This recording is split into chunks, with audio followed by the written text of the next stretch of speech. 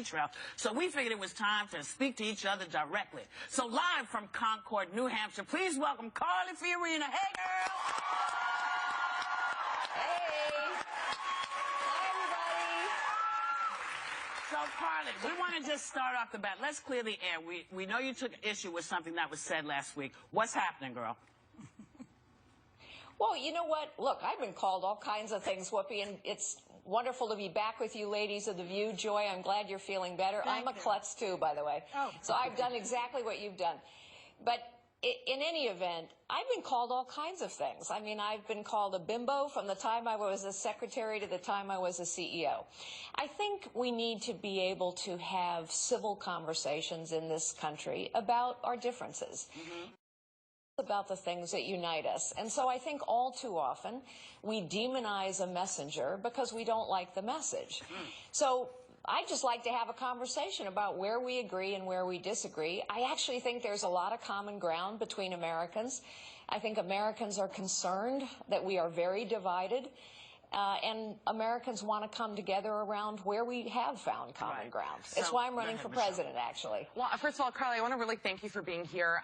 You know, I think it's just really exciting that we're in a year where we have a woman on both sides of the aisle, Republican and Democrat. Yeah. And it's really wonderful. And I want to give you a chance today to kind of tell us why people should vote for you, you know, and explain what you want to do to change America. You know? Yeah. Well, thank you, Michelle, for that opportunity. I want this nation to be, once again, a place of limitless possibility for everyone, regardless of their circumstances, as it has been for me. I think we are destroying too many possibilities for too many people. Leaders see and seize possibilities. It is what I have done all my life. The highest calling of a leader is to unlock potential in others.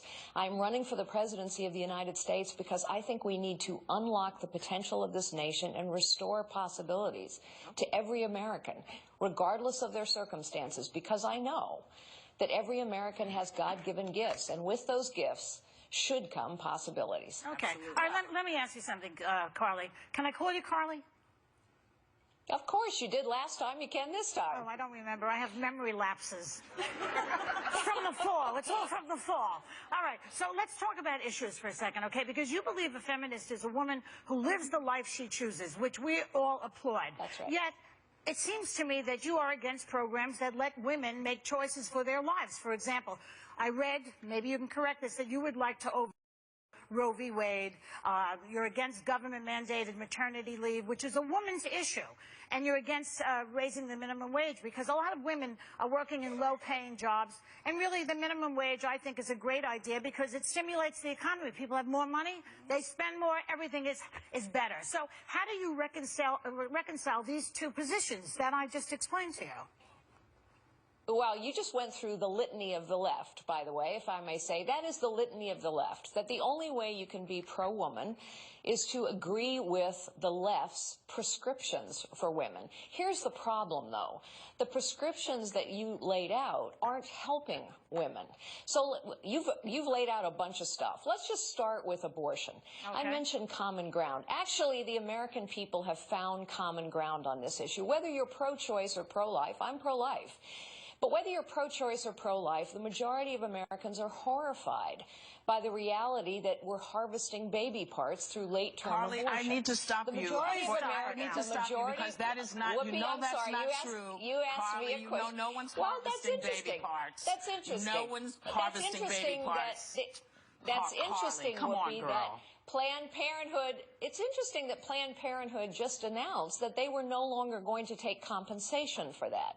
So I guess they differ with you, but here's my point. They weren't harvesting. Here's my Go ahead, Carly, because, yeah, you have the floor. Please don't say things like that that are not true. That offends my sensibility to hear you say something like that when you know it's not true. You can take issue with you know, it's interesting. Planned Parenthood, but you have to sort of, I think what we need to hear is what it is you would like to see women dealing with, because we know that the only women who are really affected by Planned Parenthood are women who are low income, because then you can go and get a DN. And also, when you're talking well, about I guess what Hey, why I ladies, brought I that guess up. what I would say, ladies, is I find it inexplicable, honestly. Let's just go through these things that help women. Community health centers help women. Pregnancy centers help women. So why is it that the left consistently refuses to allow taxpayer funding for community health centers and pregnancy centers? I'm under the impression Let's go that to the Planned issue. Parenthood May I finish the question? May I finish the answer to the question, the three-part question that Michelle asked? Yes. Let's ask ourselves, why is it, Joy, sorry, I can't That's see you all, so it's hard to distinguish your voices occasionally. I apologize. But let's ask ourselves why women do better in a meritocracy. Women do better where they are paid not for time and grade, but where they are paid for their real value, their real contributions, what they produce. Women do better in those environments because women frequently come to the workforce later. They sometimes leave the workforce to care for their families, and yet government jobs, union jobs pay on seniority, time and grade. That harms women. By the way, seniority systems, big government jobs, union jobs are the litany of the left, whereas a meritocracy is what the private sector, if they are enlightened, and many are focused on. Meritocracies are what got me from a secretary to a CEO. Let's talk about some of the litanies of the All right, left. go ahead. In terms of whether they're helping Paula has women a or not, question they're for you. not. They're driving women Carly, into poverty Paula and has a question for you. unemployment. Excuse us. Hi, Go ahead. Carly. It's Okay. Paula Ferris talking. I know you've seen a Hello, bump. Paula. How you doing? I know you've seen a bump after the debates. The next debate, you're going to be one of 8 on the stage next Tuesday. But in the recent polls, all 4 of them, you're polling no more than 3%. So is your campaign, are you guys seeing something that we're not? Well, listen, I started on May 4th. I announced my candidacy on May 4th. I was 16 out of 16. The polling companies weren't even asking my name. That's how little people thought of my chances. Now I'm sitting on a debate stage with 7 candidates. There's no other candidate that has the trajectory that I have had. And the reason I've been on that trajectory is because people hear me.